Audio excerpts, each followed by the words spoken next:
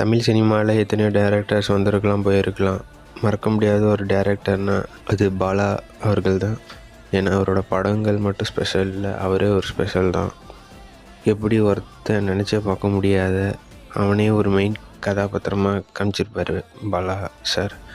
1999 சேது மறக்க முடியாத ஒரு படம்.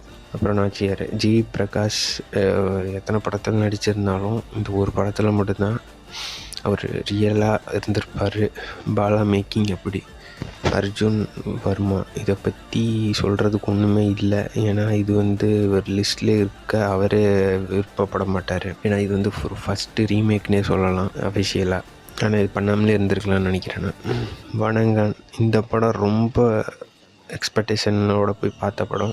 அந்த இன்டர்வலுக்கு அப்புறம் கொஞ்சம் படம் ரொம்ப ஸ்லோன்னு சொல்லலாம். இது பாலா கம்பேக்னு ரொம்பவே கடைசியில் ஏமாற்றிட்டார். ஏமாற்றம் எங்களுக்கு தான்.